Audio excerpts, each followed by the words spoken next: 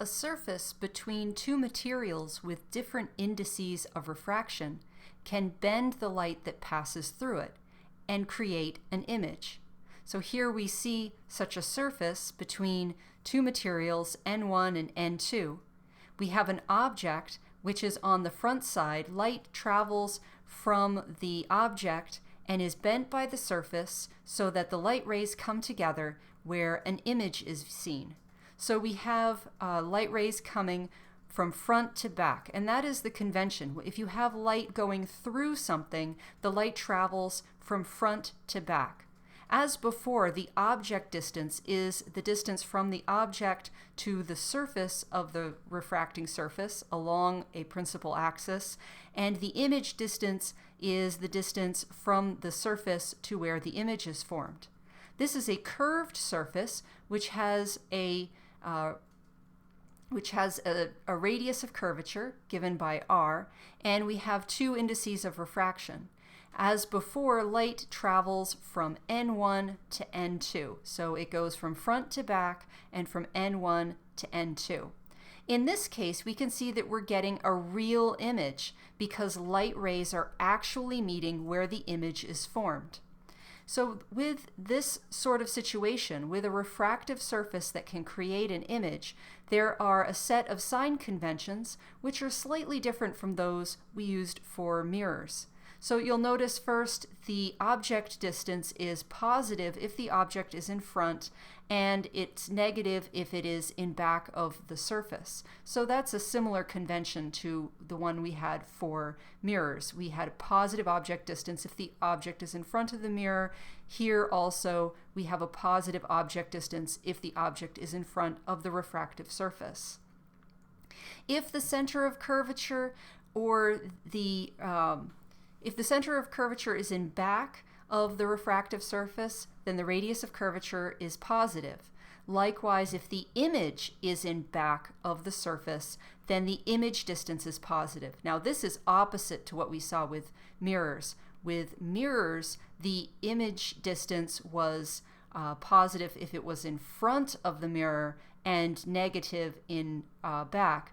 Here, the image distance is positive if the image is in back instead of in front.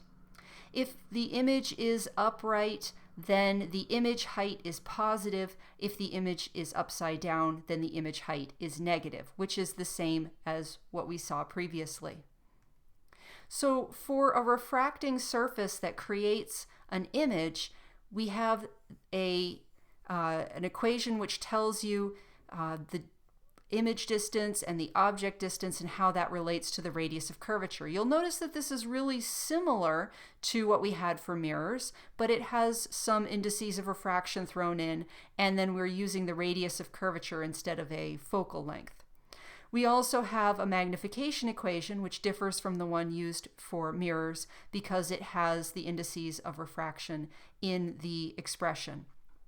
As before, though, light travels from N1 to N2. So if we have this example where a person is looking at a coin inside some glass sphere, the light travels from the coin into the person's eyes. It travels from N1 to N2. So N1 would be the glass, the index of refraction for the glass, and 2 would be the index of refraction for the air. Now, to take an extreme, we can consider a flat surface. So if you imagine making a flat surface starting out with one that's very curved. If you have a very curved surface, then it has a small radius of curvature. As you expand that surface and make it flatter and flatter and flatter, the radius of curvature gets bigger and bigger and bigger. And as you go towards a flat surface, the radius of curvature goes to infinity.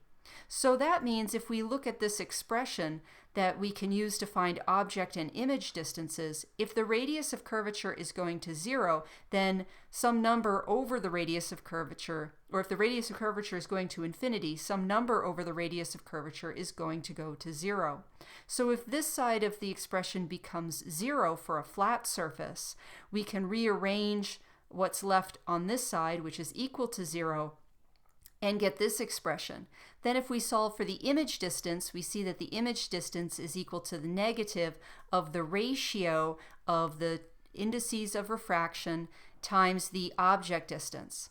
So here we have an object which is under a refractive surface that is flat. So we could think of this as an object that's under the surface of the water. So N1 would be the index of refraction of the water, N2 would be the index of refraction of the air. If we look into the water, we're going to see, because the light bends, we're going to see these light rays emerging from the water, and if you trace them back, you can see that you would see an image of the object that is under the surface of the water. So this minus sign requires that the image is on the same side as the object for this flat surface. The object distance is positive because light goes from front to back, from N1 to N2, and the object is on the front side, so it's positive, and then we get a negative image distance indicating that the image is also on the front side. So let's next consider this question. A person spearfishing from a boat sees a fish located 3 meters from the boat at an apparent depth of 1 meter. To spear the fish, should the person aim at the fish, above the fish, or below the image of the fish that they see?